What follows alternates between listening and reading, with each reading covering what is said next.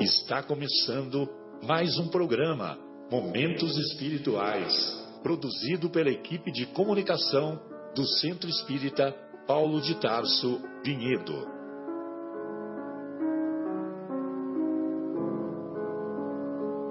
Se guardas contigo o estigma do sofrimento, indagando pela solução dos velhos problemas do ser e da dor, se percebes a nuvem que prenuncia a tormenta e o vórtice traiçoeiro das ondas em que navegas, vem conosco, estudemos a rota de nossa multimilenar romagem no tempo, para sentirmos o calor da flama de nosso próprio espírito, a palpitar, imorredouro na eternidade, e acendendo o lume da esperança, perseveremos juntos em exaltação de alegria que Deus, o Pai de infinita bondade, nos traçou a divina destinação para além das estrelas.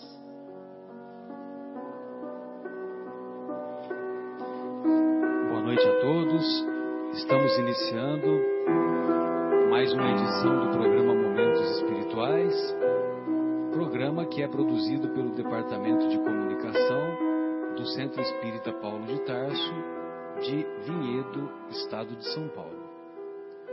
Hoje estamos acompanhados do nosso querido João, do nosso querido Marcos Melo, do nosso Guilherme, e estamos aguardando o encerramento da entrevista dirigida aos órgãos de imprensa internacionais, tanto do nosso querido José Irmão, quanto do nosso querido Fabinho.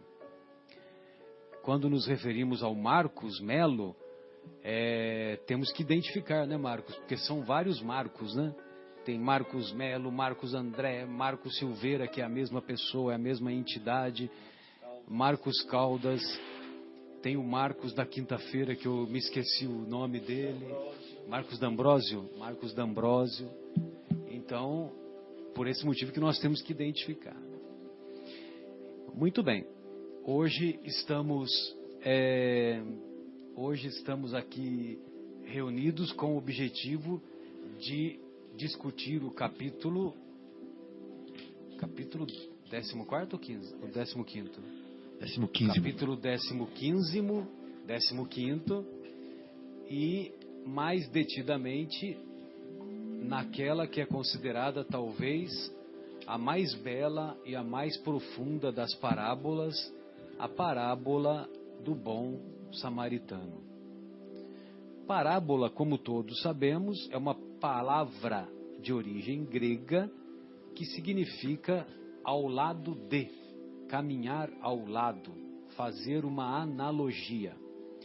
Então, Jesus, como era um educador, como é um educador por excelência, usava esse método pedagógico da parábola, porque através do relato de histórias marcantes, essas histórias não só estimulavam as pessoas que ouviram as palavras ao vivo de Jesus, estimulava essas pessoas a refletirem sobre os ensinamentos nelas contidos,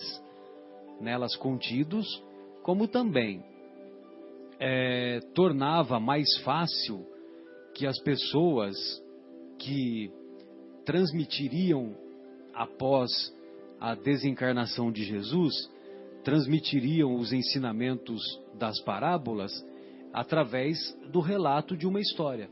Então tornava-se mais fácil a difusão dos ensinos de Jesus através do relato das histórias. Todos devemos nos lembrar que a maior parte da população naqueles tempos antigos, a maior parte não sabia ler e muito menos escrever. Então, os ensinamentos eram transmitidos na base do boca a boca, né? Eram transmitidos via oral. E dessa maneira, a parábola, o relato de uma história, é mais fácil de ser transmitido do que ensinamentos teóricos que, logicamente, ficariam mais fáceis de serem esquecidos. Muito bem.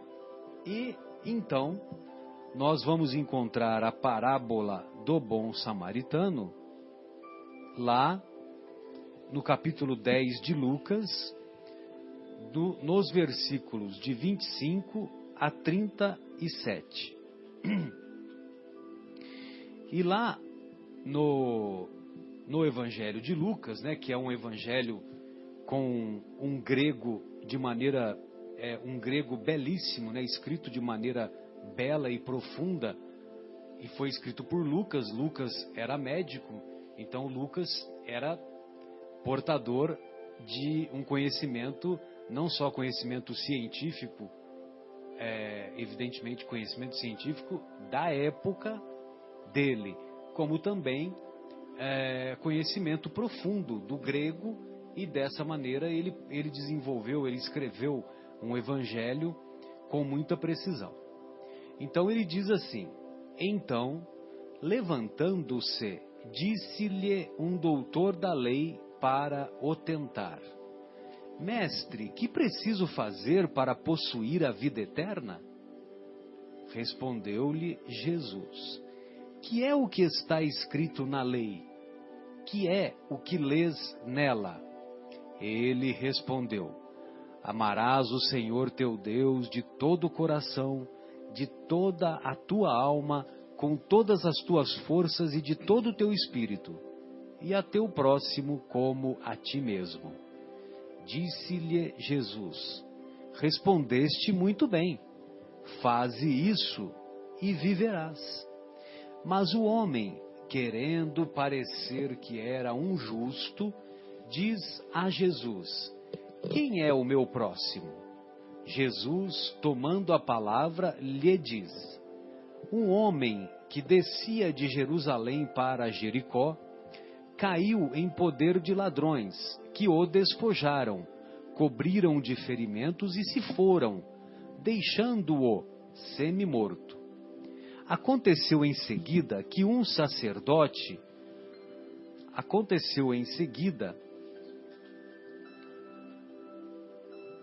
só um minutinho que eu me perdi aqui, só um minutinho. Aconteceu em seguida que um sacerdote, descendo pelo mesmo caminho, o viu e passou adiante. Um levita, que também veio àquele lugar, tendo-o observado, passou igualmente adiante. Mas um samaritano que viajava, chegando ao lugar onde jazia aquele homem e tendo-o visto, foi tocado de compaixão.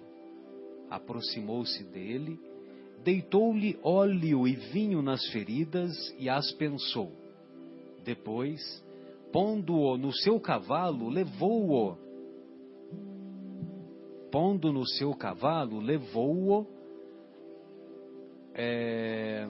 a uma estalagem, a uma hospedaria, e cuidou dele. No dia seguinte,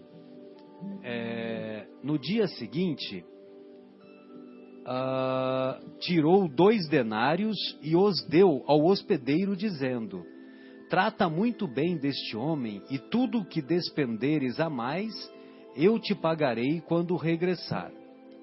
Qual desses 3 te parece ter sido o próximo daquele que caíra em poder dos ladrões? O doutor respondeu: aquele que usou de misericórdia para com ele. Então vai, diz Jesus, e faze o mesmo. Isso está em Lucas, no capítulo 10. Muito bem. Fabinho, eu gostaria que você começasse tecendo considerações, sobretudo naquela palestra que nós gostamos muito, né, do nosso querido Haroldo Dutra Dias, e quando ele começa dizendo que a parábola foi antecedida por alguns alguns acontecimentos envolvidos com a Samaria, né? Que Jesus esteve na Samaria. Então eu gostaria que você fizesse os comentários e aí nós vamos desenvolvendo o tema. Eu estou me lembrando aqui, né, e estava pensando justamente nisso quando você me fez a pergunta. Que o Haroldo Dutra Dias, ele é um estudioso dos evangelhos, né? E ele até é conhecedor do grego, do hebraico, do aramaico, para poder buscar as informações na fonte, né? Então, ele, estudando, nos informa que Jesus decidiu ir a Jerusalém, né, partindo da região do lago de Cafarnaum, caminhando, e obviamente ele tinha que passar pela região da Samaria. Mas Haroldo cita que ele decidiu passar pela cidade de Samaria, porque como tem o estado de São Paulo e a cidade de São Paulo, existia a região da Samaria e existia a cidade chamada Samaria, né? Então você era obrigado a passar pela região da Samaria para chegar em Jerusalém, para quem vinha lá de Cafarnaum, mas não precisava necessariamente passar pela cidade de Samaria. Então ele decidiu passar pela cidade e isso aumentaria bastante o caminho, a distância e a dificuldade, porque é uma região muito árida, né? E eles passaram pela Samaria e ninguém entendeu porque Jesus decidiu fazer isso. E quando chegaram na Samaria, eles estavam exaustos, com muita sede, muito cansados, com muita fome. E aconteceu de eles buscarem hospedagem, né? E naquela época era muito comum os viajores a pé, né? Os peregrinos, pedirem hospedagem nas casas. E era a tradição de que se hospedasse as pessoas que estavam, principalmente as que estavam indo para Jerusalém na época da Páscoa. Porque era conhecido, né, dos judeus o ensinamento de que eles deveriam ir render graças, né, a Deus na cidade principal deles, né, que era Jerusalém, no templo, e levar inclusive oferendas uma vez por ano na época da Páscoa, né, e agradecer pelo ano e tal. Então era muito comum esses viajantes que vinham de todos os lados serem hospedados pelas pessoas que estavam ao longo do caminho. E tinha até uma tradição que dizia que se alguém não hospedasse esses viajantes, desceria fogo do céu e queimaria as pessoas que não os hospedaram, né? Então, por isso, quando eles passaram pela cidade de Samaria lá, e eles não hospedaram a Jesus, não hospedaram os seus apóstolos, e João, né, que estava acompanhando, se sente assim tão entusiasmado e diz assim: Senhor, o Senhor gostaria que eu pedisse a Deus que descesse fogo do céu para queimar toda essa cidade? Para queimar os samaritanos? Para queimar os samaritanos, né? Então isso é uma alusão a uma tradição, né? Um conto da época. Do Oriente, né? Do Oriente, né? Para mostrar quão importante era hospedar as pessoas que iam para Jerusalém na Páscoa, né? Então, Jesus e seus apóstolos não ganharam essa hospedagem e foram obrigados a continuar, né? É claro que Jesus negou esse pedido de João, né? E Jesus, amorosamente... e ainda disse, né? Jesus disse que o Filho do Homem não veio para destruir vidas, mas para salvar vidas, né? Muito bonito. Muito lindo, né? Então ele amorosamente, pacientemente foi deixando as lições para serem entendidas, né, com a vivência também. E aí eles chegaram finalmente a Jerusalém, mais cansados ainda, mais sedentos ainda, mais famintos ainda. E qual é a recepção que eles têm? O doutor da lei chega lá. Aquele doutor da lei, não preocupado com o bem-estar, com o conforto, né, com a recepção como deveria ser para com eles, vai testar Jesus. Cheio de orgulho, de sabedoria, porque ele era um doutor da lei muito sábio, porque dá para ver na resposta que ele vai dar, né? Exato. Na pergunta e na resposta que ele dá a Jesus. Então, muito sábio, querendo se testar e querendo diminuir, né, provavelmente a pessoa de Jesus, não sabendo com quem ele conversava, que era nada mais, nada menos do que o tutor das nossas almas, né, do que a pessoa que nos criou, não nos criou no sentido de fazer existir, mas no sentido de nos desenvolver, nos dar educação, nos dar tudo que nós temos hoje, né? E não sabia que era essa pessoa que estava na frente dele. E aí ele testa Jesus perguntando assim o que é preciso para chegar no reino de Deus, né? Para herdar a vida eterna, para a para vida possuir eterna. a vida eterna. Exatamente. Então, Marcelo, se você...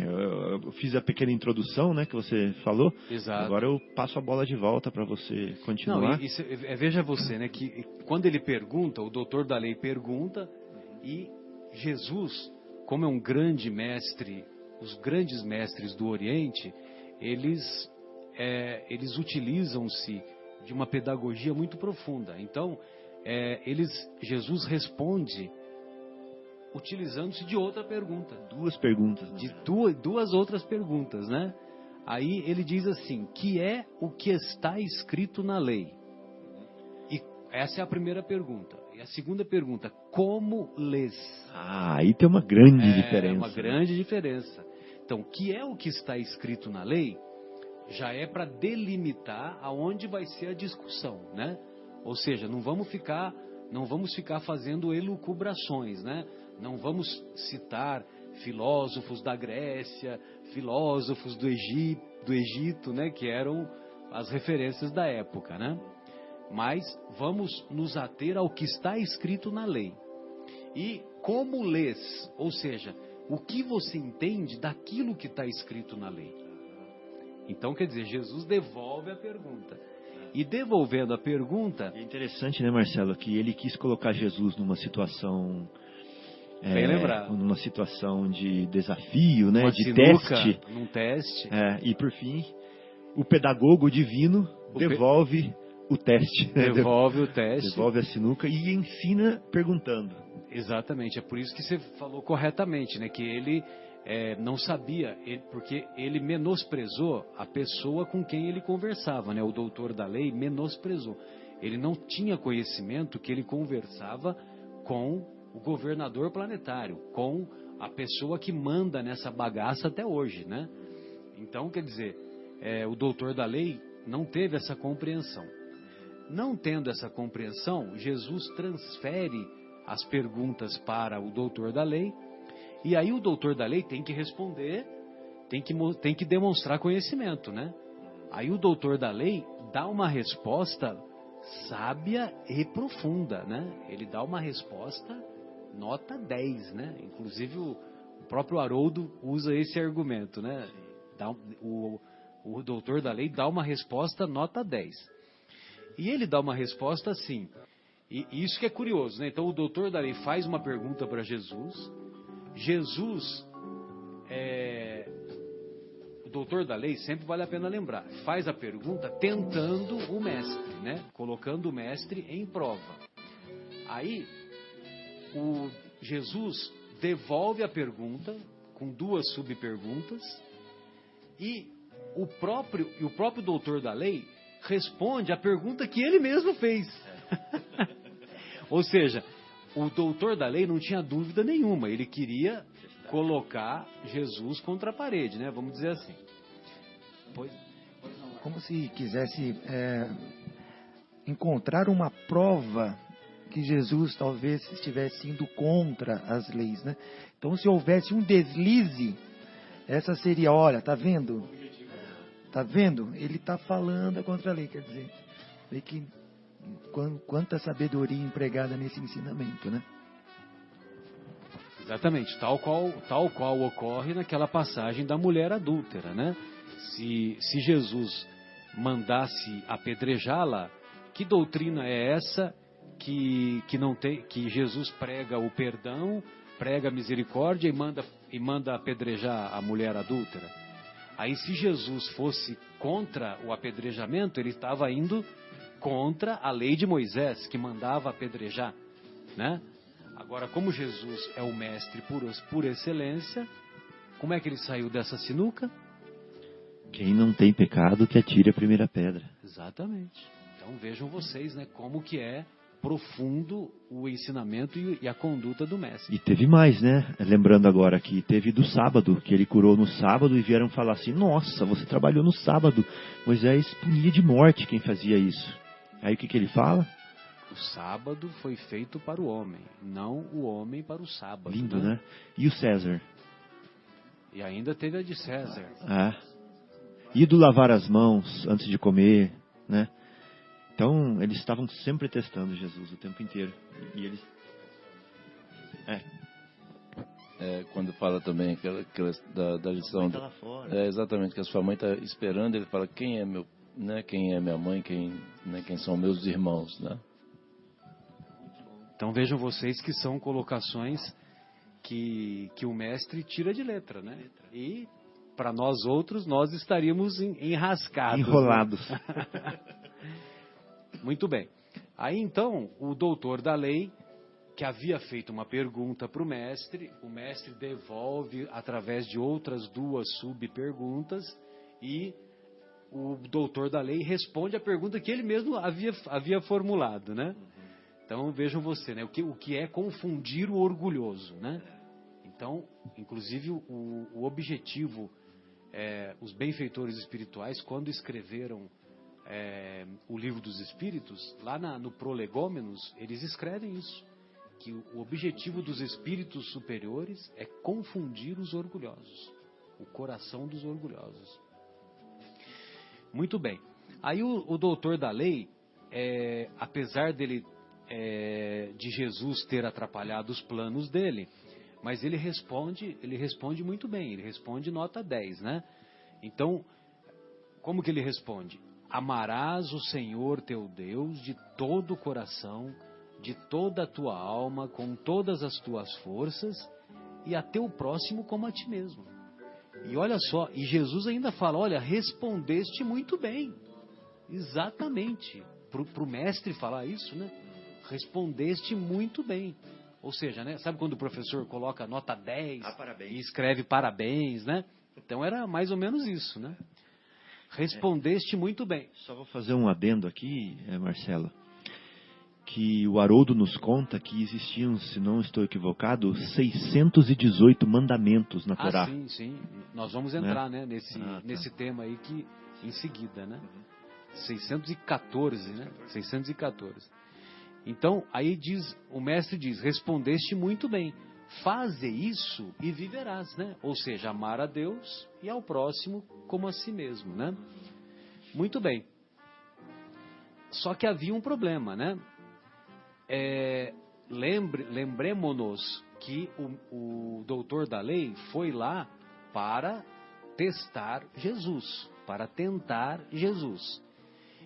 Mas o homem, continua o texto evangélico, querendo parecer que era um justo, diz a Jesus, quem é o meu próximo? Quem é o meu próximo? Antes de entrar no quem é meu próximo, Marcelo, sim, vamos lá. É importante a gente ressaltar também que Jesus falou assim, respondeste muito bem, né? Ou seja, ele sabe a resposta. Mas falta a segunda parte, que é fazer o que você sabe, né? Exatamente. Então acho que era legal comportamento. Dar uma frisada nisso, que isso acontece com a gente sempre, né? A gente sabe como se comportar, a gente sabe como deve ser feito, mas a gente não faz, né? E Jesus está falando, nesse caso, que saber não basta, né? Que você tem que implementar aquilo que você sabe. Você tem que pôr em prática, né, aquilo que você sabe. E aí que está a parte mais difícil, né, João? Pôr em prática. Sem dúvida. Então, antes de avançarmos na discussão de quem é o próximo, quando o doutor da lei responde, amarás o Senhor teu Deus e ao teu próximo como a ti mesmo, o que ele está falando? Ele está falando de 2 passagens do Antigo Testamento. Então, quando o doutor da lei diz, amarás o Senhor teu Deus de todo o coração, de todo o teu espírito, com todas as tuas forças, de toda a tua alma, ele está falando de uma passagem evangélica, uma passagem do Antigo Testamento que se encontra em Deuteronômio, capítulo 6, versículo 4. Capítulo 6, versículo 4. Então, e quando ele fala, amarás ao teu próximo como a ti mesmo, uma outra passagem também do Antigo Testamento, que se encontra em Levítico, capítulo 19, versículo 18. Inclusive, eu até encontrei com o Haroldo, né? E eu perguntei para o Haroldo, falou, mas o Haroldo, você, lá na palestra do bom samaritano, na parábola do bom samaritano, você disse Levítico 19, capítulo 19, versículo 8. E não é versículo 8, é versículo 18, né? Eu até brinquei com ele, dizendo que eu iria abrir um processo, né, contra ele. Porque ele é juiz, né, de direito. Porque ele é juiz de direito, tá? E ele riu, né, aceitou a brincadeira numa boa, né? Então, mas na verdade é Levítico, capítulo 19, versículo 18. E lá em Levítico 19, 18, é que se encontra, amarás o teu próximo como a ti mesmo. Então a impressão que a gente tem é que o primeiro que falou amar o próximo como a ti mesmo, como a si mesmo, a impressão que a gente tem é que foi Jesus, né? Mas na verdade não foi Jesus. Lá no Antigo Testamento já havia. Evidentemente inspirado por Jesus, né? Porque Jesus já estava lá no alto coordenando tudo, né? Sem dúvida. Isso dá para ver o conhecimento que ele tinha de todas as leis com 30 anos, né? Provavelmente jovem. E esses doutores das leis eram estudiosos também, já idosos até, né? Alguns jovens ou não, mas só faziam aquilo de se preparar, eram doutores da lei.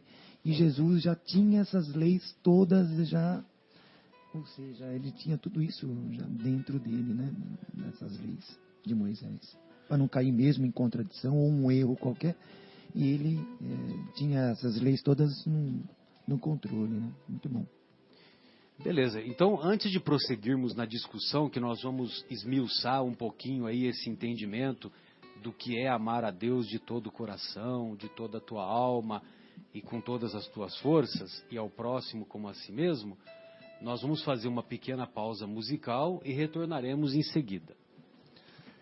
Tem duas sutilezas, Marcelo, nesse texto que eu gostaria de Pois não, de Guilherme, colocar, fica à vontade. Vamos fazer a pausa e quando a gente retornar eu coloco. A música que a gente vai ouvir, já que a minha criatividade hoje está em baixa, eu vou deixar você adivinhar qual é o nome.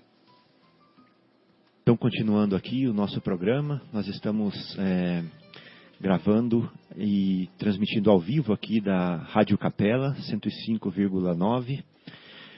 Esse programa Momentos Espirituais é uma realização do Departamento de Comunicação do Centro Espírita Paulo de Tarso. E nós estamos aqui hoje, um grupo de amigos que decidiu vir numa sexta-feira à noite discutir calorosamente, trazer um pouquinho daquilo que ficou nos nossos corações, do aprendizado com o mestre. E o tema de hoje é sobre, especificamente, né, nós estamos genericamente falando de não há salvação fora da caridade, e especificamente nós estamos falando da parábola do bom samaritano. Exato. Muito bem, Fabinho. Muito bem, Marcos. Muito bem, João, Guilherme. Guilherme, gostaria de ouvi-lo. Você gostaria de fazer um comentário aí? Eu, particularmente, estou ansioso pela sua reflexão. Não fique. Então, são duas nuances que tem nesse texto que você leu, Marcelo, que é assim, olha, se a gente reparar, o samaritano, o que ele fez por aquela pessoa?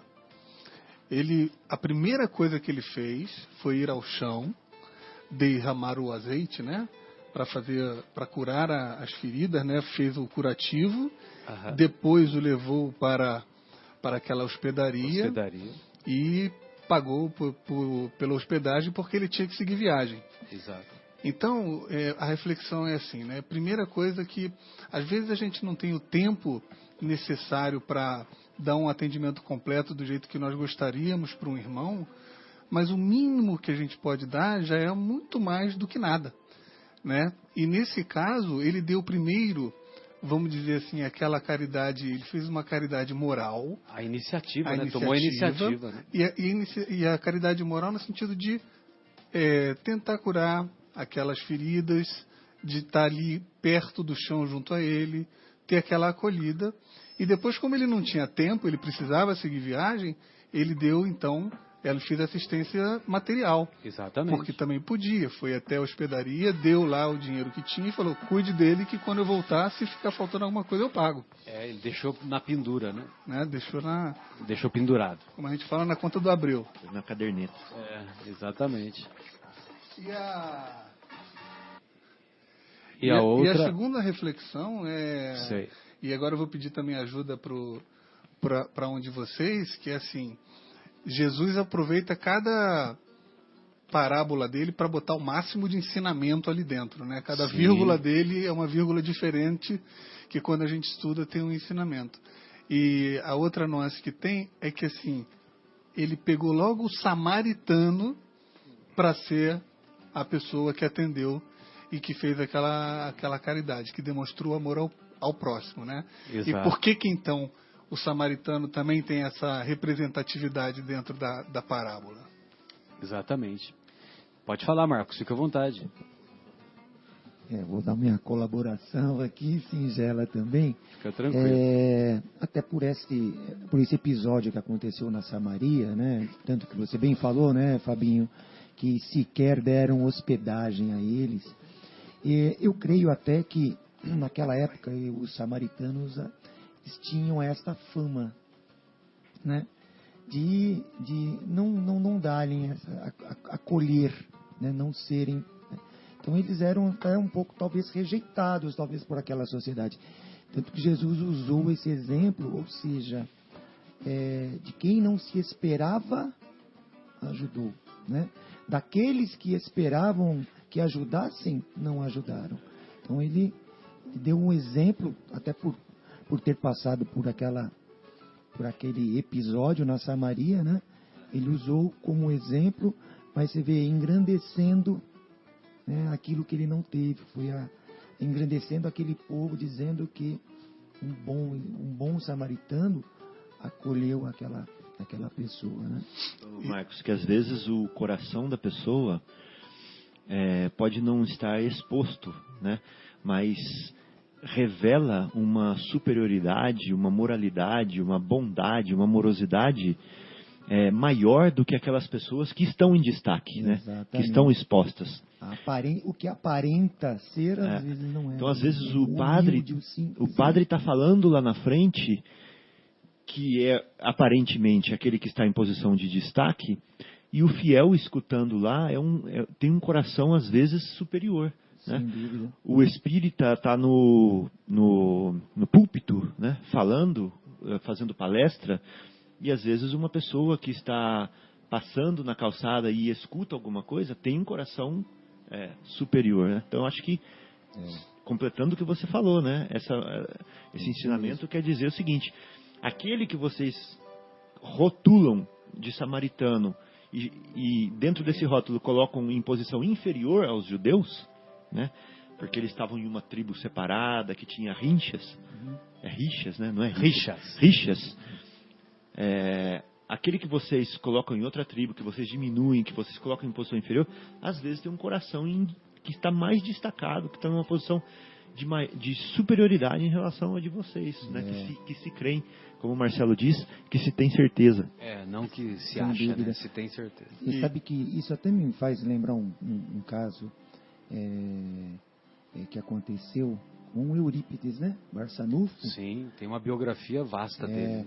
Que ele chega numa reunião mediúnica cheio de dúvidas, né? Mas querendo não provar, ele duvidava daquilo, e aí ele pede lá para que alguém explicasse as bem-aventuranças, né? Aí ele, quando uma pessoa simples do campo, talvez intuído pela espiritualidade superior, aquele que era até um analfabeto, né?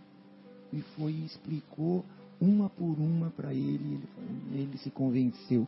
Quando o tio do Eurípides convidou o Eurípides para participar da primeira reunião mediúnica que ele participou, essa história foi antecedida do seguinte: o nosso querido Eurípides, o tio, já era espírita e conversava longamente sobre o Eurípides, sobre os temas filosóficos que envolviam a doutrina. E o Eurípides, ele era católico, né? Ele participava da Sociedade Vicentina lá da cidade de Sacramento, e ele tinha uma atuação bem intensa, né? na Igreja Católica local. E aí ele teve contato com o tio, e o tio falou: olha, Eurípides, eu não vou ficar mais discutindo com você, você é muito inteligente, eu só peço que você leia esse livro. E presenteou-o para que ele lesse o livro Depois da Morte. Eu até já tive a ocasião aqui de dizer que eu não consegui até hoje passar das 50 páginas iniciais do livro, tá? E esse livro, e o Eurípides começou a lê-lo no finalzinho da tarde, começo da noite, e ele só parou de ler quando terminou na madrugada daquele mesmo dia, de manhãzinha, né? Porque ele varou a noite lendo o livro, entendeu?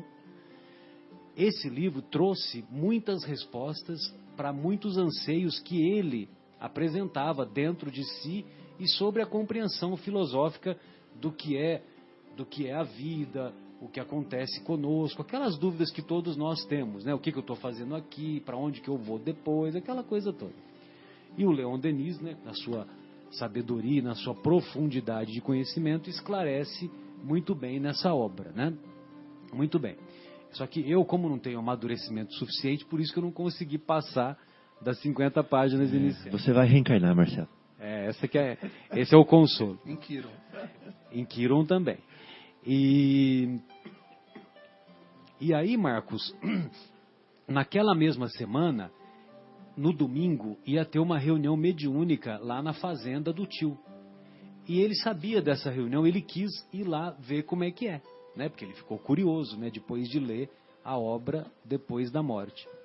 Ao mesmo tempo, ele tinha muitas indagações a respeito das bem-aventuranças. Como ele era católico, ele tinha algumas promessas lá que Jesus fazia que ficava meio sem sentido para ele, né? Mesmo porque ele não tinha a visão da reencarnação, a visão da imortalidade da alma, essa coisa toda. Aí o que ele faz? Ele vai lá na reunião mediúnica e ele conhecia os médiums. E um dos médiums que estava sentado à mesa, na reunião comandada pelo tio, um dos médiums, ele sabia que o nosso irmão ele era analfabeto. Aí ele pede em pensamento, olha só, ele pede em pensamento para que o espírito de João Evangelista lhe explique, através do médium fulano de tal, é que eu não guardei o nome desse médium, mas tem o nome, né? Na biografia tem o nome desse médium. Através do médium fulano de tal, analfabeto, explicasse o sermão da montanha. Só isso. Só isso. Mas ele, olha só que curioso, ele não falou para ninguém, ele pediu em pensamento. Por isso que eu digo, né, para os meus amigos, em particular para o Guilherme, né, que nós já conversamos sobre isso, que a minha convicção sobre a imortalidade da alma, a minha convicção é a mesma do Eurípides. Porque eu não preciso participar de reunião mediúnica para que me provem que a vida continua, tal. Não que eu não aprove a reunião mediúnica. É importante continuar tendo as reuniões, né? Mas estou dizendo, eu não preciso ir na reunião só para ver como é que é, se a vida continua, se a vida não continua. Então, a minha convicção eu adquiri através dessa história do Eurípides Barçanufo. Entendeu? Porque ele, logo em seguida, o médium faz a mais bela exposição sobre o Sermão do Monte, dirimindo todas as dúvidas que o nosso querido Eurípides possuía. A partir daquele momento, ele abraçou a causa espírita, abandonou o cargo que ele ocupava lá na sociedade dos vicentinos lá da cidade de Sacramento, né? E começou ativamente a atuar como no meio espírita, né? Inclusive, mais tarde, ele fundou o Colégio Allan Kardec, né? Você imagina, numa cidade de Minas, um predomínio eminentemente católico, tradicional, ele fundou o primeiro colégio espírita que se tem notícia, que é o Colégio Allan Kardec. Pois não, Fabinho? Salvo as proporções, né? Um pequeno Paulo de Tarso, né? Então, ele tinha crédito porque investiram nele aí nesse momento. Né? Sim. Você vê que eu até me desculpe, eu acabei saindo um pouco do assunto, citando Eurípides, né? Não tem problema nenhum. Mas, assim, se falando de caridade, né? Fora da caridade não há salvação, Eurípides era todo caridade, né? Tanto que ele acabou desencarnando, ajudando pessoas, acabou adoecendo, né? Com a febre. Febre na época da gripe espanhola. Ele morreu em 1918, no auge da gripe espanhola. Quando muitos evitavam tratar aqueles que estavam com a gripe, ele não, ele ficava em contato direto com aquelas pessoas. Exatamente. Muito bom. Realmente é uma história fantástica, história, maravilhosa. Então, mas voltando aqui à parábola, na parábola do bom samaritano, e esmiuçando um pouco mais o amarás ao Senhor teu Deus de todo o coração, de toda a alma, com todas as tuas forças, que aprendemos com o nosso querido Haroldo, né? Então, vale a pena, quem puder, colocar lá no YouTube, Parábola do Bom Samaritano, Haroldo Dutra Dias. E o Haroldo esmiuça bem, né, detalhadamente, essa parábola. E lá com ele nós aprendemos que os nossos irmãos judeus, quando, né, para eles, amar a Deus sobre todas as coisas, de todo o coração, de todo o coração, é um nível de entendimento. Coração para os judeus à época significava, não é só a questão do sentimento, é a questão da racionalidade aliada ao sentimento. Para eles, amar a Deus de todo o coração é as duas coisas. É o cérebro e o coração. A racionalidade, a razão e o sentimento. Aí, amar a Deus de todo o coração, de toda a tua alma, olha, é assim, não me venha só com palavras e sentimentos. É preciso colocar em prática. É preciso mostrar que você ama a Deus. Então, por isso que à época, eles visitavam o templo quando tinha a celebração da Páscoa. Eles sacrificavam animais. Eles faziam coisas que, para nós, na nossa visão, é a visão que demonstra uma certa ignorância para a época, mas na época não. Na época era o que mais de vanguarda existia, né? Porque demonstrava o amor, os seguidores do judaísmo fazendo essas práticas exteriores, eles, na cabeça deles, eles estavam demonstrando o amor a Deus, certo? É lógico que com o passar do tempo, Jesus também veio ensinar lá para a mulher samaritana, né? Naquele diálogo belíssimo, que um dia os homens compreenderão que para amar a Deus não é preciso amar em nenhum templo, né? É preciso amar a Deus em espírito e em verdade, né? Em espírito e verdade significa, né? Você não pode pregar uma coisa e falar outra, né? Você tem que ser... Pois não, João? Inclusive, hoje eu estava lendo no livro dos Espíritos assim, tem uma pergunta que diz assim: é errado adorar a Deus, né, externamente, assim? A resposta dos Espíritos: não é errado, desde que não seja simplesmente uma hipocrisia, para você simplesmente aparentar que esteja adorando. Mas se você está realmente adorando e fazer alguma coisa, né, externamente, isso, né, por exemplo, né, esses atos, quaisquer atos, não há mal nenhum. Não há mal nenhum, desde que seja sincero e que venha do coração, e que o objetivo seja realmente adorar a Deus, né? E tem um comentário do Kardec que você me lembra também, João, que foi muito legal você falar isso, que ele diz o seguinte, que tem pessoas que precisam daquela imagem para se concentrar nas orações, entendeu? Então, os nossos irmãos católicos, né, que eles cultuam, né, as mais variadas imagens, tal, e eu também sou de origem católica, eu me lembro muito bem disso, né? Então, tem muitas pessoas que precisam ficar vendo a imagem, mas na verdade isso não tem tanta importância. O que é importante é se ela está concentrada na imagem e sintonizada. E sintonizada com o alto. O próprio André Luiz, num dos livros, eu não me lembro agora, não me recordo qual livro, né? Mas na espiritualidade... Precisa ligar para o Zé, que o Zé sabe, né?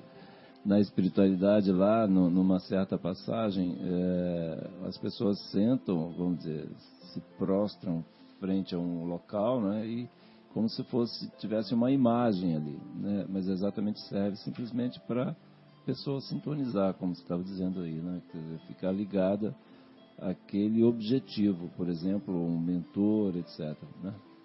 Então, faz parte essa questão exata para nos auxiliar a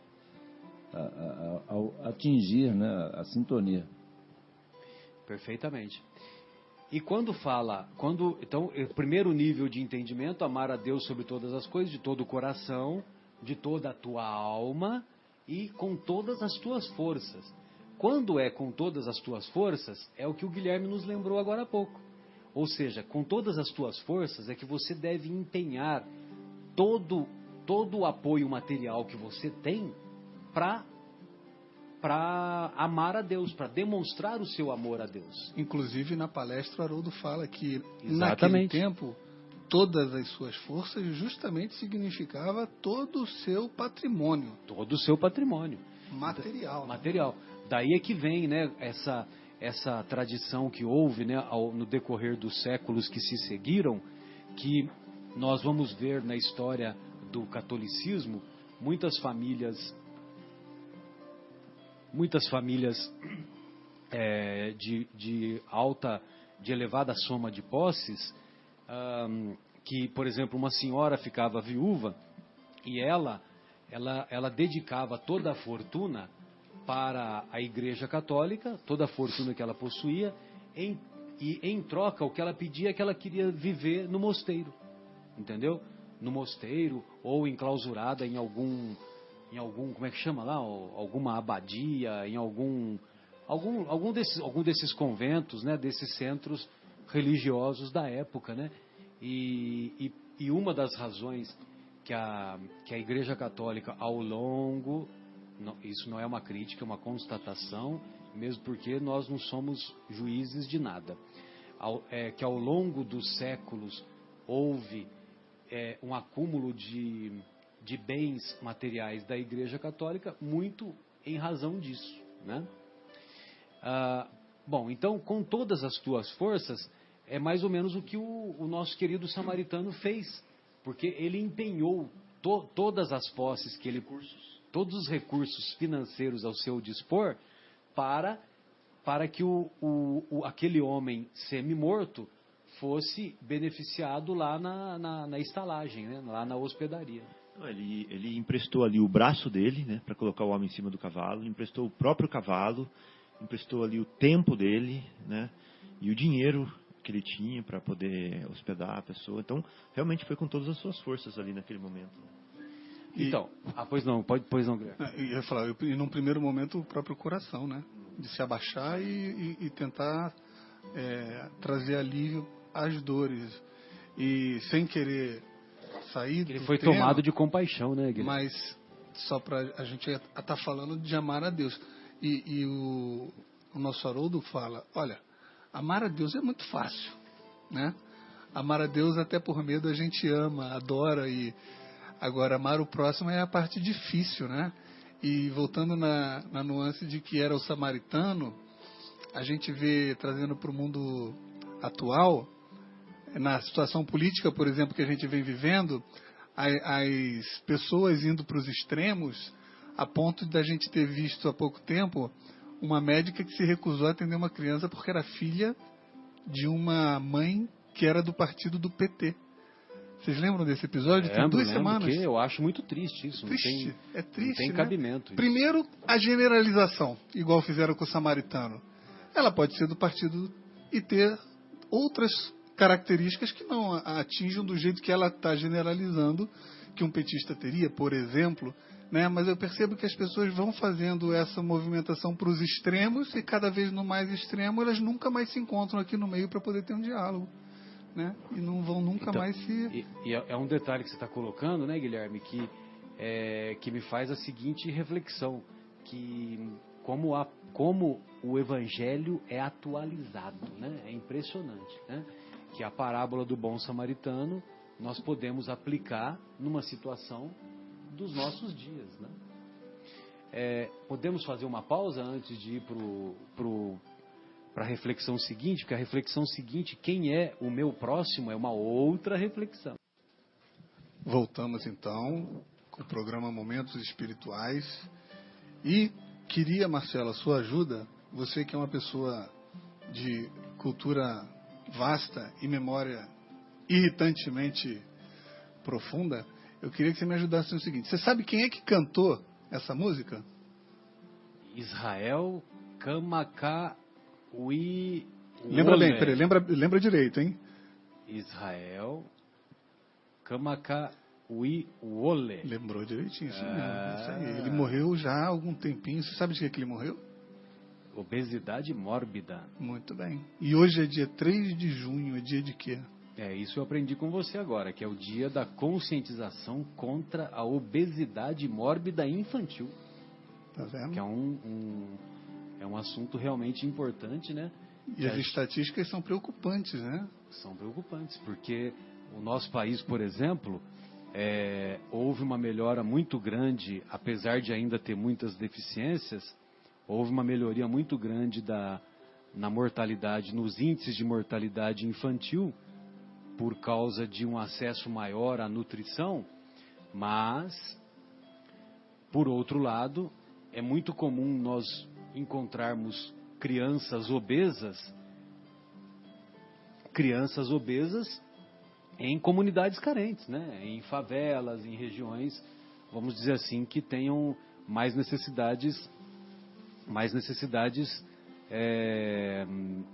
materiais, vamos dizer assim, né? E tirando questões de saúde, que aí é outra história, assim, é mais fácil entupir o armário de besteira, né?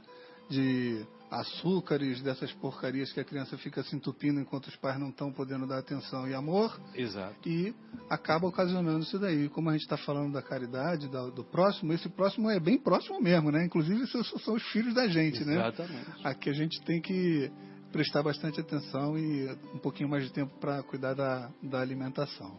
Para que tenhamos uma alimentação mais saudável, né? Dar mais valor a isso, né? Tanto é que o governo americano criou aquele Play 60, né?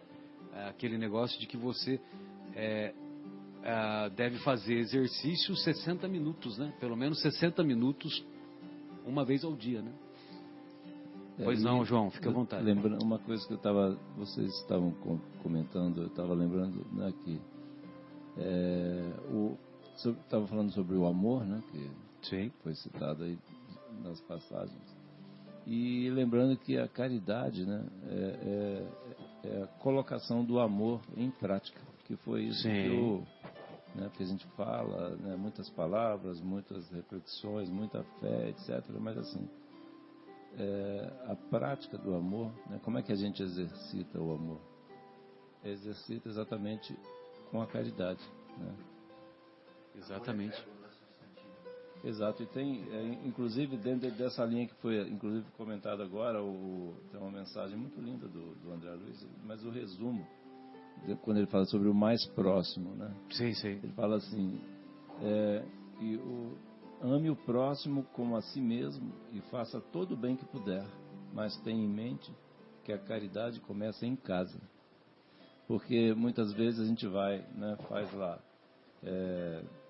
beneficia o desnutrido, mas não cuida do próprio fogão, né? A gente veste a criança carente, mas esquece do agasalho dos filhos, né? Ajuda o doente sem recursos, né? Mas acaba se esquecendo da saúde dos seus. a gente atende os irmãos desamparados, mas esquece dos parentes. Os parentes, aquele, né, que dormem conosco em nossa casa todo dia. A gente participa de grupos de assistência, né, mas acaba não atendendo no convívio com a família. Então são essas, por exemplo, realiza campanhas de beneficência, mas acaba esquecendo a própria despensa, né, em casa, muitas vezes. E acaba exagerando em algumas situações, como o Guilherme comentou, né, vamos dizer, acaba esquecendo do carinho e transforma, coloca isso dentro da despensa lá, né? E aí costura para os necessitados, né? Aí esquece das roupas dos familiares. Então são itens assim que é para a gente se preocupar, né? Que o próximo, mais próximo, e não é à toa que ele é o mais próximo. Quando encarnamos como parentes, normalmente é onde a gente tem os nossos maiores compromissos, né? Para quitar ante as nossas falhas aí das nossas vidas. São os desafios, né, que a vida nos propõe, e desafios esses que muitas vezes foram propostos por nós mesmos, né? Exatamente. Mesmo antes de reencarnarmos, né? Muitas vezes a gente pediu muito, né, Marcelo? A gente consegue, depois chega aqui e acaba esquecendo. Fala, não, é muita coisa, Senhor, é muita coisa. Então, quer dizer, né, não tem cabimento isso. E às vezes a gente fica... Eu acho que esse, para mim, é um grande problema no Espiritismo, para mim, Guilherme. A minha dificuldade é a gente vê tantas obras bonitas nos livros que a gente lê, na doutrina de uma maneira geral, né? Pessoas que fazem transformações maravilhosas na vida dos outros e na própria vida, que a gente fica querendo fazer o máximo que a gente consegue. Então a gente quer fazer o programa de rádio, eu quero fazer o programa de rádio, eu quero ir lá no Dr. Fritz, eu quero fazer palestra, eu quero tudo, e aí de repente eu desencarno, chego lá em cima e me falo assim: você só tinha que abraçar uma vez por dia sua filha e seu filho. Era o que você pediu para fazer, você esqueceu de fazer isso para fazer tanta coisa lá pelo centro. Exatamente. Muito bem lembrado. Muito bem, então, continuando aí a reflexão, você ia completar mais, João? Fica à vontade. Não, era uma outra linha, deixa eu chegar nessa outra linha, depois a gente conversa. Eu acho que a gente vai chegar agora adiante. Que é a reflexão da pergunta que o nosso querido doutor da lei faz a Jesus: e quem é o meu próximo? Só que nós devemos nos recordar que ele é o doutor da lei, ele não tem dúvida nenhuma. E ele está lá testando Jesus. Então ele pergunta para Jesus: e quem é o meu próximo? Agora, por que ele perguntou? Em relação ao amar a Deus sobre todas as coisas, de todo o coração, de toda a tua alma, com todas as tuas forças, o doutor da lei não tinha dúvida nenhuma. Agora, em relação ao quem é o meu próximo, havia uma discussão entre os pensadores, entre os sábios judeus da época. Então, para os sábios judeus da época, tinha duas correntes, uma corrente minoritária e uma majoritária. A corrente da maioria considerava que amar o próximo era só amar quem era da raça de Israel. Se o cara é judeu, então eu vou lá, vou ajudar e vou amar. Vou dar demonstrações do amor. Agora, se é grego, se é romano, se é egípcio, aí eu não tenho obrigação. Então, entre os israelenses da época, a corrente que predominava era essa: o meu próximo é aquele que é da minha raça. Muito bem. Até hoje eu acho que é assim, né? É possível que sim, né? É possível que sim, porque existe ainda esse predomínio do exclusivismo, né, Marcos? Exatamente. Eu perguntei uma vez para um amigo de outra denominação religiosa sobre o que ele achava da frase de Jesus que nenhuma ovelha será perdida. Porque ele me havia dito que ele acreditava de fato em céu e inferno, né? Então que almas iriam para o inferno, que é o sofrimento eterno. Eu falei, mas como que isso se correlaciona com o ensinamento de Jesus que nenhuma ovelha será perdida? Aí a resposta dele foi assim: nenhuma ovelha será perdida daquelas que decidiram ficar no rebanho com ele. né? Porque tem outras que negaram, né? Que enveredaram pelo mal, que quiseram sair do rebanho. Essas aí não conta. Só conta aquelas que estão no rebanho juntamente com Jesus, né? O que vem de encontro com essa parábola, né? Ou seja, o que vem de encontro com essa discussão que nós estamos tendo agora. Quem é o próximo? É aquele que está dentro do rebanho, que no caso você falou, é aquele que está dentro das linhas divisórias de Israel, ou se estende a todos os outros? Só os da minha turminha ou os das outras turmas também? Exatamente. Muito bem. Então, e a corrente majoritária considerava isso, né, entre os sacerdotes judeus, né, considerava que o meu próximo, o meu irmão, né, o texto original o termo é irmão, né, amarás o teu irmão como a ti mesmo. Então, o texto, a corrente majoritária considerava que era só quem pertencia à raça dos judeus. Muito bem. Só que havia uma corrente entre os sacerdotes judeus, uma corrente que era proveniente de Hilel, né? O Hilel foi o avô de Gamaliel.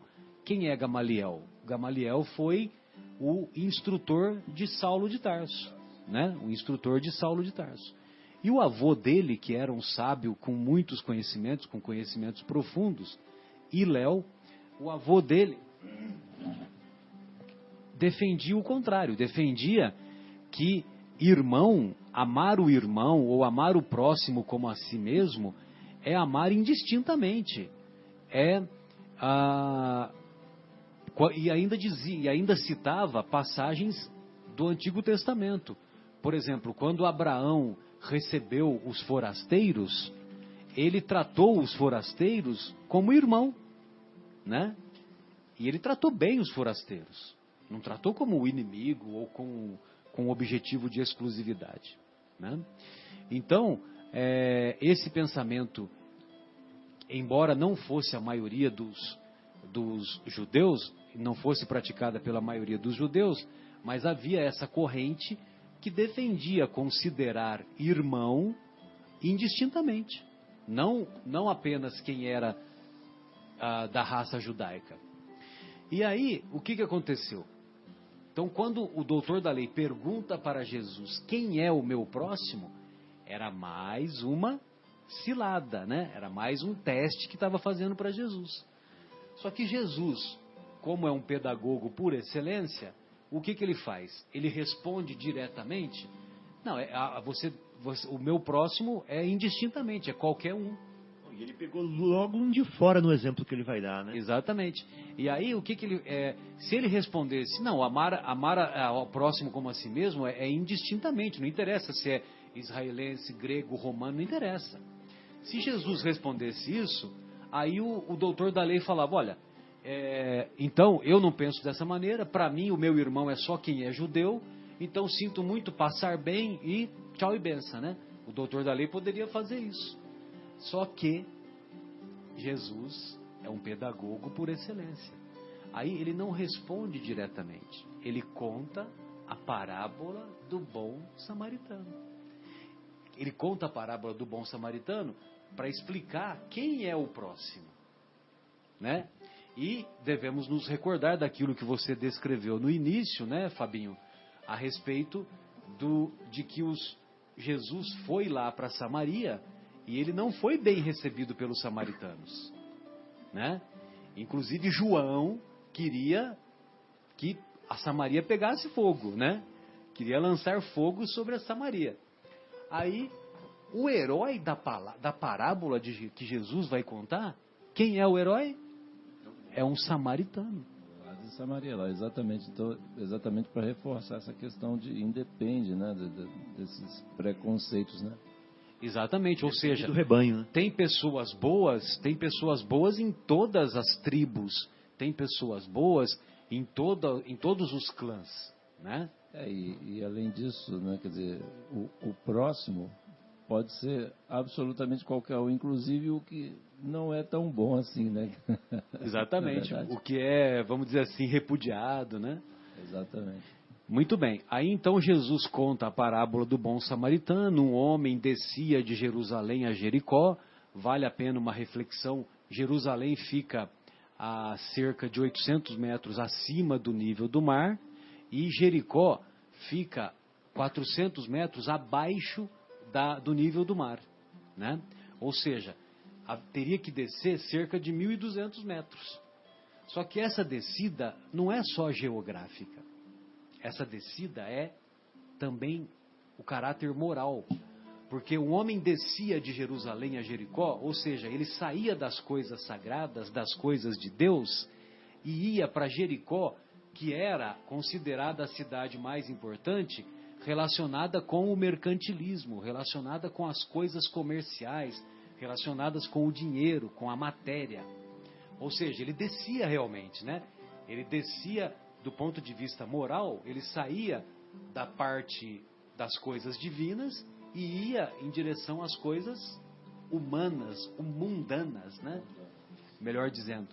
Então esse homem, quando nós nos afastamos de Deus, nós ficamos mais expostos aos obsessores, aos ladrões, aos homicidas e assim por diante. O que aconteceu com esse homem no meio do caminho? Ele foi apanhado por alguns ladrões. Esses ladrões bateram nele até deixá-lo semi-morto, irreconhecível. Aí o sacerdote é o primeiro a ver aquele homem. Só que tinha um problema. O sacerdote, ele não tinha como reconhecer, porque aquele homem estava semi-morto, né? Então o sacerdote, não tendo como reconhecer aquele homem, ele não sabia se era judeu ou se não era. E lembrem-se que a maioria dos sacerdotes judeus só ajudavam quem era da raça. Como ele não sabia se era judeu ou se não era, e havia um ritual muito complicado, porque se o sacerdote mexesse com sangue e o homem estava ensanguentado, todo irreconhecível, ele tinha que fazer um ritual muito complicado para se purificar. Eram coisas lá dos hábitos do sacerdócio judeu. Muito bem. Então, como ele ficou em dúvida, na dúvida, ele pegou e fez de conta que não era com ele e tchau e benção, né? Seguiu adiante. Um levita que vinha atrás e viu que o nosso querido sacerdote foi indiferente, o levita falou, bom, se o sacerdote, que é o meu mestre, agiu dessa maneira, eu também vou pelo mesmo caminho, né? E é interessante, né? Porque tem muitas pessoas que seguem as mais variadas doutrinas, seguem Jesus e são boas pessoas, têm um comportamento ético, moral elevado. Só que tem pessoas que não querem saber de seguir Jesus, mas segue quem segue. Ou seja, só copia, né?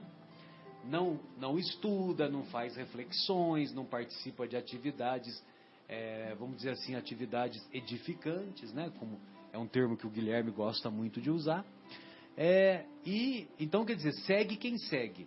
Só que você está seguindo, se você está seguindo alguém que está seguindo Jesus, só que esse alguém que está seguindo Jesus não está indo pelo caminho correto, a chance de você ir para o precipício, se ele for para o precipício, a sua chance é grande, né?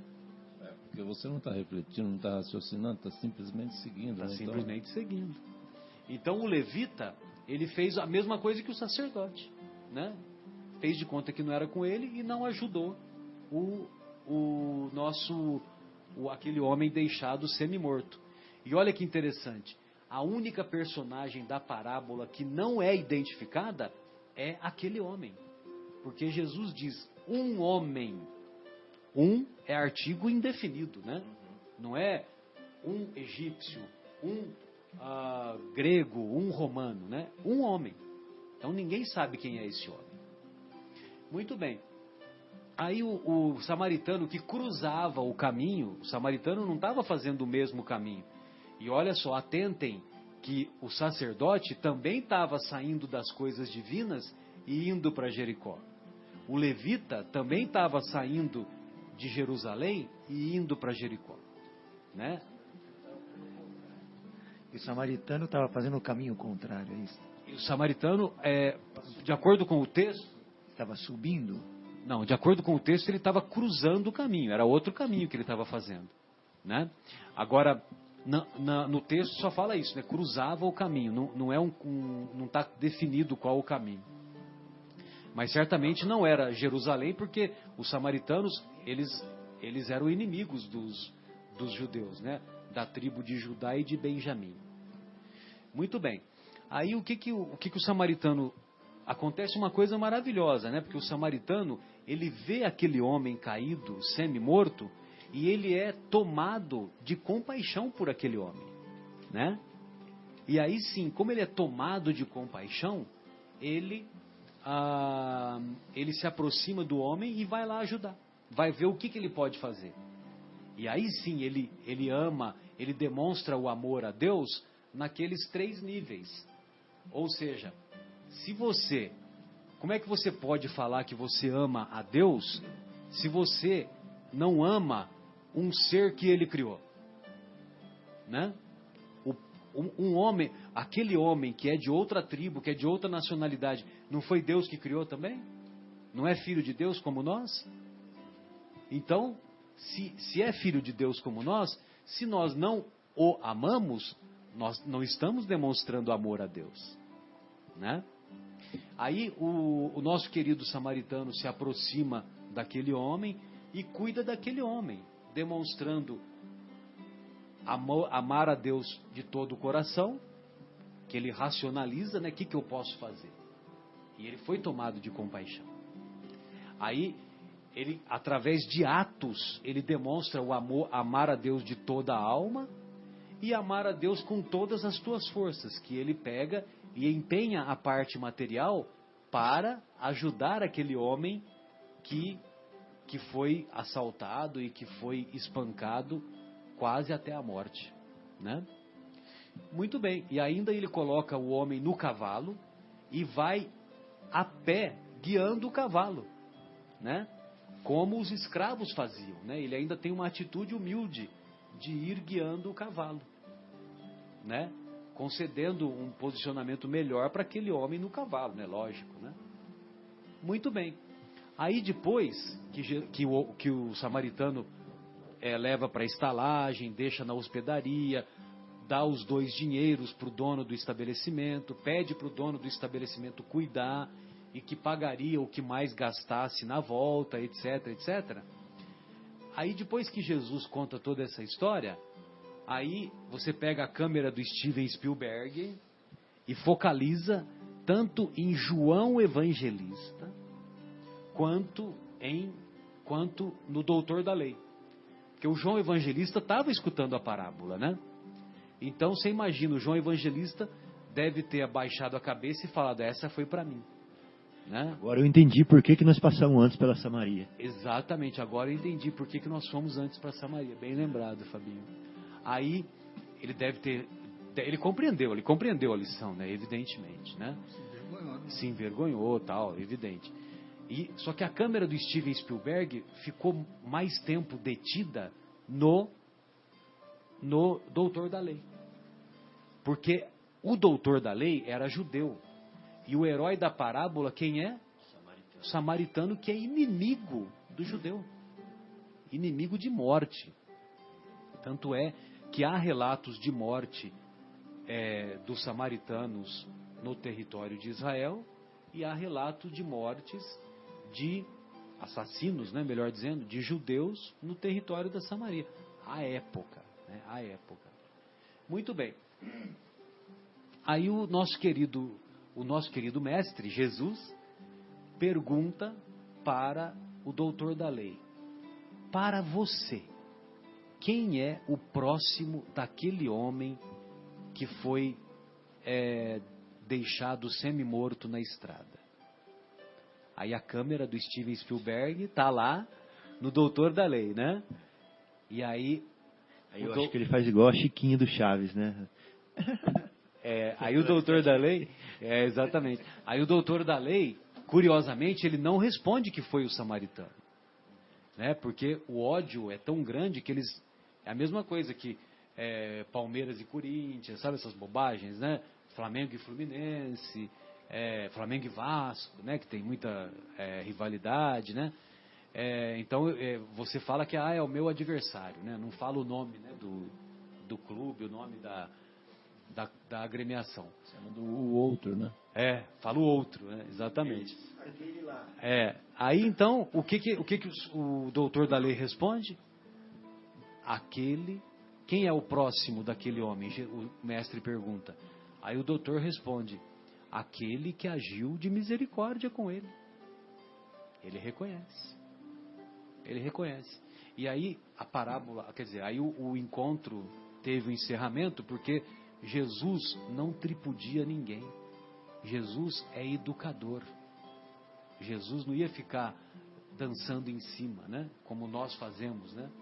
Entendeu? Dançando em cima do túmulo do nosso opositor, né? Que ainda nós temos esse mau hábito, essa má rotina estabelecida, né? Que queira Deus que nós passemos a corrigi-las, né? Então aí Jesus fala, né, que vai e faz tu mesmo, né? Quer dizer, a lição é exatamente assim. Não é para a gente ficar simplesmente observando ou aprender e não fazer, como já foi dito aqui. Tem que ir e tem que executar a caridade. Tem que ter o comportamento. Exatamente, assim que a gente vai conseguir, né? A conduta moral, ética elevada, né? Pois não, Marcos? Voltando a essa passagem aqui, estou até lendo o trecho, né, e Jesus pergunta assim, né? Qual desses três parece ter sido o próximo daquele que caíra em poder dos ladrões? Às vezes a gente inverte isso, a gente fala assim, o próximo é sempre o necessitado, mas ele diz que qual foi o próximo do necessitado? Quem ajudou o necessitado? Não, por exemplo, aquele que ajudou, normalmente a gente fala que o próximo é o coitado, né? É quem recebe, né? E aqui Jesus, ele faz uma outra colocação. Quem é o próximo que assistiu, né? Que é interessante, você vê até nisto. Você vê que são vários níveis de interpretação, vários, né? Níveis de interpretação. Porque o próximo tem os dois caminhos. É quem foi assistido e quem assistiu. É o próximo do assistido, né? Ele ajudou. E eu me lembro de uma história também, uma passagem, lá na época que eu estava lá na Casa André Luiz, numa palestra. Sei. Um dos presentes, e era sobre a caridade também, né? Ele contou uma história para ele que até me tocou bastante naquele dia. Que ele falava que ele estava vindo na Líbia do Badaró, uma rua lá do centro. Uma rua central, né? Famosa lá de São Paulo. São Paulo. No inverno, no frio, vindo pela calçada, tinha uma senhora sentada na calçada, ela estava assim. Com as mãos postas na frente. Com as mãos postas. Perdão, desculpa, eu estou aqui no rádio. A imagem é a partir da semana que vem. Teremos imagens segundo o Guilherme, né, Guilherme? De mãos postas, como se estivesse rezando. Por exemplo, ele passou, olhou aquela mulher e como todos fazem, inclusive, né, na parábola, né? Passa. Sim. Passa. Embora. Desvia. Embora. Passou. Na frente ele parou, né? Teve uma intuição, voltou para conversar com a mulher. Falou assim, minha senhora, a senhora está precisando de alguma coisa, né? E ela fala assim, sabe o que é, meu filho? Eu estava aqui rezando para que parasse alguém e me comprasse um pão, que eu não tomei café ainda. Olha que coisa. Que coisa maravilhosa. Maravilhosa. Aí, nossa, o cara, meu Deus, foi até lá, comprou uma padaria, comprou um pão, um sanduíche, um copo com leite, entregou para ela e seguiu, né? Ficou até emocionado, ele começou a chorar. Ele falou assim, puxa, eu fui instrumento de uma ação, né? Na primeira, eu não percebi aquilo. E isso acontece muito com a gente. Às vezes a gente não percebe o detalhe que está acontecendo ao nosso lado. Como o João até citou, dentro da própria família, dentro da nossa própria casa. Então, que fiquemos atentos a esses detalhes, né? São pequenos detalhes. Às vezes eu vi um vídeo muito interessante também, de uma pessoa vestido de, até está no WhatsApp, vestido de mendigo com cartaz, eu quero um abraço, apenas um abraço. E foi um teste, ele não era um mendigo, mas ele vestido de mendigo numa rodoviária, pedindo, ele não estava pedindo uma esmola, estava pedindo um abraço, que é muito interessante. Aí as pessoas vão e abraçam e começam a chorar, porque às vezes quem precisava do abraço não era ele, era aquela pessoa que estava indo lá, se dirigindo a ele. São muitas histórias bonitas. Sensacional. De caridade, né? A caridade no detalhe, né? Naquela situação. Você me lembra agora, Marcos, que aos sábados, né, no período da tarde, tem um trabalho maravilhoso que é coordenado pelo nosso querido Egimar, aqui no Paulo de Tarso, né? Que ele coordena um grupo de trabalhadores que faz a visita às famílias que são assistidas pelo Centro Espírita Paulo de Tarso. Atualmente nós temos cerca de 80 famílias, né? 80 famílias não é brincadeira, né? E o Egimar, então ele coordena esse grupo e vão, geralmente são 3 ou 4 grupos de 3 pessoas cada grupo, né? E aí eles vão e visitam as casas dessas famílias, entendeu? E visitando a casa dessas famílias, evidentemente que nós aprendemos muito, né, com as necessidades dos nossos irmãos que se encontram em situação material muitas vezes deplorável, em situação de realmente de risco social, né, como os nossos sociólogos gostam de dizer, né, risco social. E então, logicamente que o objetivo da visita é ver as necessidades das famílias mais detalhadamente e também, né, aquelas famílias que estão numa situação mais favorável para que elas deixem de ser assistidas a fim de que outras possam ser, vamos dizer assim, passar a ser assistidas. E então, nessas visitas, o Fábio teve oportunidade de trabalhar, o João também, né, João? Desse trabalho do Egimar. Você não chegou a participar? Ah, tá, eu pensei que você também tinha ido. O Fábio com certeza foi algumas vezes, né, Fábio? E então, o que a gente detecta é mais ou menos isso que você falou, né? Que desse exemplo último do abraço, né, do mendigo, que as pessoas que foram abraçar, elas é que eram as necessitadas, né? E o Egimar sempre diz, né, que essas visitas que eles fazem, que teoricamente os membros da equipe que vão fazer a visita, eles vão lá para ajudar, né? Eles vão lá para ajudar. Só que o que eles detectam muitas vezes é que quem são mais ajudados são eles. Eles que foram ajudar. Por quê? Porque eles passam a observar que os problemas deles do dia a dia são infinitamente pequenos, infinitamente inferiores aos que aquela família visitada apresenta. Né? E sabe, Marcelo, até foi bom você citar isso, eu também eu tive a oportunidade de ir no Alta de Souza, né, que é um trabalho lindo que o Centro... Eu gosto do coordenador desse trabalho. Que é um trabalho maravilhoso. E o que eu percebi, que as famílias mais carentes são as que doam. São as que doam mais. São as que doam mais. As que doam mais. Isso, não querendo criticar os que não doaram, evidente, não é isso. Mas, normalmente, os que têm posses sequer atendem a porta. Né? Eles não vão. E o mais humilde vai, te recebe com humildade, mesmo que ele não tenha, ou tenha pouco, traz lá um açúcar, um feijão. Né? E esta é a caridade. É você dar o que está quase te fazendo falta. Né? Você se dispor daquilo que, puxa, para você seria importante ter. Não é você, puxa, eu tenho aqui uma coisa que está vencendo, eu vou dar ou não, ou tenho muito, vou dar um que não vai me fazer falta nenhuma. Isso é como nós até falávamos num outro programa anterior, que a diferença da beneficência da caridade, né? A caridade é aquela onde você dá o que te faz falta mesmo. E não é só o material. É o abraço, é uma palavra amiga, é um amor, é um carinho. Tudo isso é caridade. É muito ampla a caridade. Mas aí eu percebi isso no Alta de Souza. Você bate na casa e fala, puxa vida, aqui essa casa precisa. Ela não teria que estar dando, mas a pessoa sai lá e traz.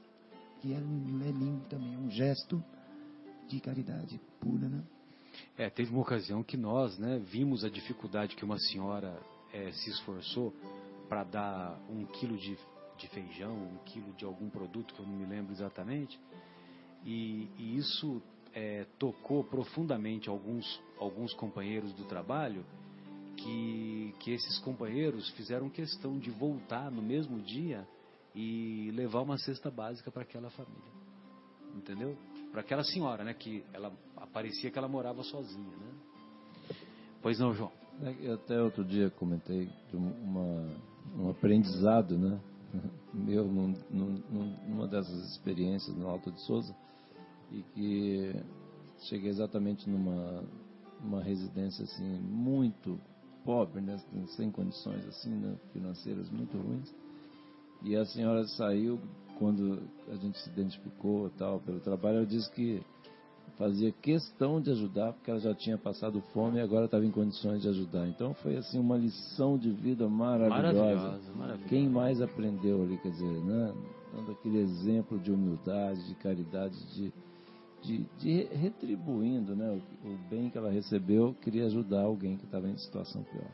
Sem dúvida. E aí fica aí o convite, né? Se você não tem nada o que fazer no sábado à tarde, você está entediado da vida, no domingo de manhã, às 10 da manhã, está com a vida, está se sentindo deprê, tá? Eu estou deprê. Então, vá lá ao Paulo de Tarso, independente da sua religião, independente se você acredita em Deus, se não acredita em Deus, não tem problema nenhum. Vá lá conosco. No sábado, essa visita começa às 3 da tarde e termina por volta das 6 da tarde. Enquanto que a campanha da arrecadação de alimentos, que é conhecida como campanha Alta de Souza, começa às 10 da manhã e por volta do meio-dia também se encerra. Eu queria também falar uma coisinha, Marcelo. Eu queria, em primeiro lugar, explicar aqui que o coordenador da campanha Alta de Souza é muito gente fina. Inclusive, ele está aqui olhando para mim agora. E que o meu testemunho disso, né, é você chegar, né, dentro da sua concepção de não necessidade, né? Você não precisa daquilo que você vai pedir ali na porta naquele momento. Então você vai chegar, vai bater a porta de uma pessoa que você não sabe o que ela está fazendo, se ela está dormindo, se ela está conversando com a família, tal. E você vai humildemente pedir para ela interromper o que ela está fazendo, né? Vir até o portão, escutar o que você tem para falar para ela. E aí ela vai ter uma atitude que você não sabe qual é, né? Então ela pode reagir de uma certa maneira amigável, ela pode ser favorável e ela pode ser contra, né? E aí eu lembro de um caso de das pessoas que conviveram com Chico Xavier. Sim. Eu não lembro o nome dele agora também. Mas uma pessoa muito notável pela grandeza do coração, apesar da simplicidade exterior. E ele fazendo campanha do quilo, né? Fazendo campanha do quilo, bateu a porta de uma senhora que, quando soube que ele era espírita, cuspiu na sua face, né? E ele então se limpou, né? E falou para ela assim... Não foi na mão? Foi na face. Na face? Aí ele se limpou e ele disse assim para ela: essa daqui é para mim e para as pessoas que estão precisando, o que a senhora vai dar, né? Então a gente vê que o nível sentimental dessa pessoa está num patamar já bem elevado, né? Que a gente provavelmente tomaria... Soube suportar a ofensa. A gente provavelmente tomaria essa ofensa pessoalmente, né? E seria movido de uma mágoa, ou de uma revolta, ou de alguma coisa assim. E como que essa pessoa conseguiu chegar nesse nível, né? De ter essa resposta, de ter essa reação? Não é grátis, né? Essa atitude dela foi forjada, né? Ela conquistou isso daí com muito trabalho, com muita Alta de Souza, né? Com muita visita a famílias, com muita convivência com necessidade, com muita doação, muito carinho. Então a gente só vai chegar nesse nível se a gente trabalhar, né? Se a gente fizer, se a gente for lá, se a gente nos forjar, se a gente for lá na academia do sentimento, na academia da caridade. Então, eu só queria reforçar o convite que o Marcelo fez para a gente chegar. Bem lembrado, sem dúvida. Maravilha. Guilherme, poderíamos fazer mais uma pausa? Você quer fazer algum comentário, Marcos? Fique à vontade. O único comentário que agora o Fabinho citando isso, né? Nessa parábola do bom samaritano, provavelmente o samaritano ele algo tocou a ele também de ter visto, né? Essa parábola, evidente, Jesus conta como uma Foi parábola, movido por íntima compaixão. íntima compaixão, por talvez ter passado por aquilo, esse forjar, né, de diversas vidas, né? Em algum momento aquilo tocou ele também, ele, né, ajudou. Evidente, isso foi uma parábola, mas a pessoa também ela é tocada de compaixão quando passa, às vezes, pela mesma dificuldade, pela mesma situação. E essa é um dos motivos também que leva a pessoa a Marcelo, talvez tenha sido na mão mesmo, viu? Eu não lembro com segurança. Não, mas não tem problema, porque o importante é a lição, porque ele demonstrou coragem em suportar a ofensa. Pois não, Guilherme? Vamos fazer um intervalo? Vamos lá. Vamos ouvir Monte Castelo com Legião Urbana. A pedido do João. Pedido do João. Então, com o programa Momentos Espirituais, caminhando para as nossas despedidas, gostaríamos de mandar um abraço carinhoso ao nosso querido Adriano, nosso companheiro aqui que nos auxiliou bastante aqui na Rádio Capela. Gostaríamos de mandar um abraço carinhoso também ao nosso querido Fauzi, à minha querida irmã Luciana, à minha sobrinha querida Maria Fernanda. Também gostaria de mandar um abraço carinhoso a quem, Fábio? A Palomita.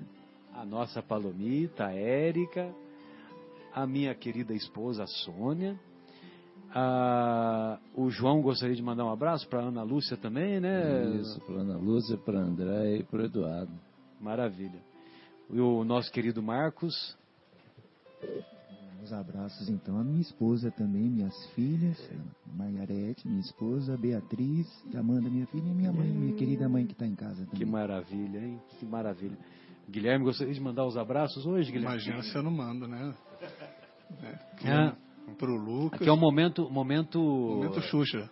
Momento Xuxa ou momento Maguila. Maguila que fazia muito isso. Desculpa, Gui. E aí? Pro Lucas, pra Luísa e pra minha querida esposa Leila, que dentro de 14 agora minutos vai completar mais um aninho de vida. Não acredito! Parabéns. Vamos comer bolo. Amanhã comeremos bolo. Que maravilha. Então, nós gostaríamos de deixar essa reflexão sobre essa parábola do bom samaritano, que é uma parábola muito mais bela e muito mais profunda do que parece. Não é uma simples história como aparenta ser. E nós gostaríamos também de ouvir alguns comentários do João, porque a pedido do João é que nós ouvimos essa música Monte Castelo, né, João? Fique à vontade.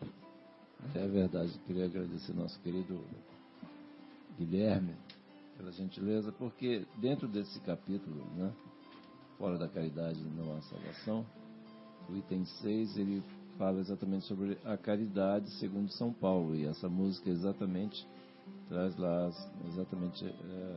as palavras de Paulo, né? Se eu falar as línguas dos homens e dos anjos e não tiver caridade, sou como o metal que sou ou como o sino que tino.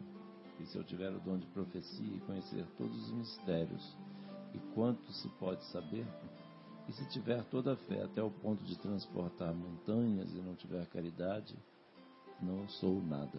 Então a música traduz, né, coloca aí, né, uma música tão bonita com uma letra tão maravilhosa. Muito obrigado, meu amigo Guilherme. Maravilha. Marcos, suas despedidas, fique à vontade